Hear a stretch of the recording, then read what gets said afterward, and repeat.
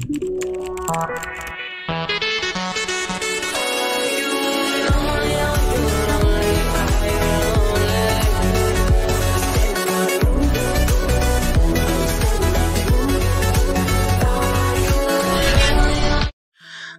মুখে কি কখনো কাউকে বিদায় দেওয়া যায়?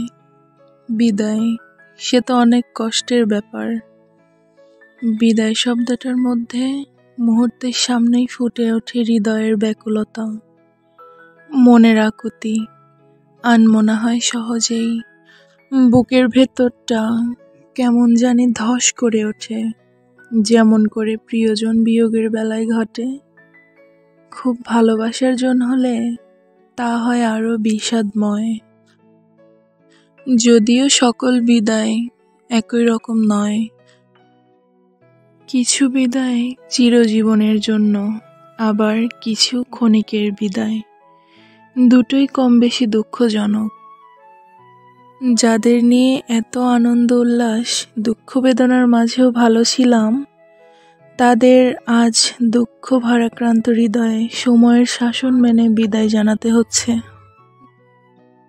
আসসালামু আলাইকুম। Hello everyone, this is me Keya. Welcome back to my channel story Keya. কেমন আছে আমার মিষ্টি আপু ভাইয়ারা? আশা করি যে যেখানে আছেন আল্লাহর রহমতে অনেক ভালো আছেন। আলহামদুলিল্লাহ, আমিও অনেক ভালো আছি। আপনাদের ভাইয়া পোস্টিং হওয়ার উপলক্ষে কি কি গিফট পেল অফিস থেকে সেটাই আপনাদের সাথে একটু শেয়ার করব। আর এর আগে আপনাদেরকে একটা জায়নামাজ এবং একটা পাঞ্জাবি অলরেডি দেখিয়ে দিয়েছি। আর এটা মূলত একটা শার্ট প্যান্টের পিস দেখতে পারছেন, মাশাল্লাহ দারুণ ছিল, আমার ভালোই পছন্দ হয়েছে। আর জায়নামাজ আর পাঞ্জাবিটাও অনেক ভালো লেগেছে। আর এই তো আমি আস্তে আস্তে এক এক করে খুলে আপনাদেরকে দেখিয়ে দিচ্ছিলাম।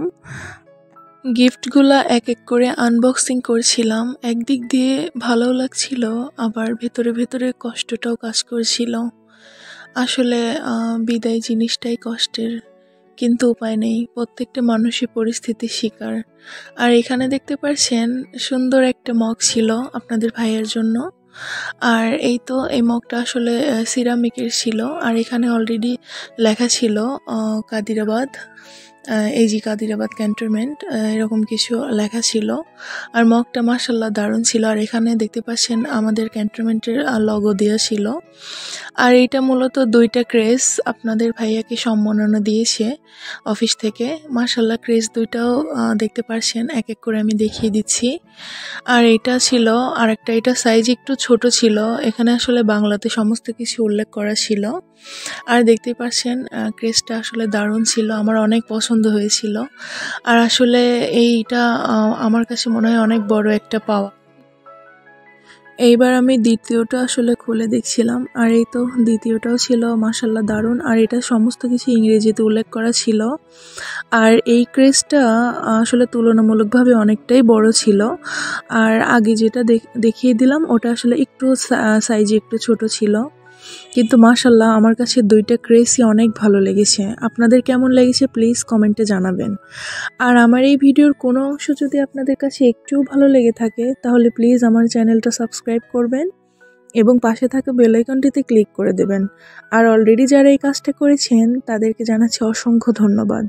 আর আমার এই ভিডিওর মাঝখানে কোনো কথা এবং কোনো কাজেই যদি ভুল হয়ে থাকে তাহলে প্লিজ ক্ষমা সুন্দর দৃষ্টিতে দেখবেন। আর এই তো আমি সমস্ত গিফট একবার করে আপনাদেরকে একটু দেখিয়ে দিচ্ছিলাম ভালো করে। আর এখানে দেখতেই পারছেন সমস্ত কিছু আমি বের করে এক জায়গায় করে সুন্দর করে সাজিয়েছিলাম আর আসলে দেখছিলাম।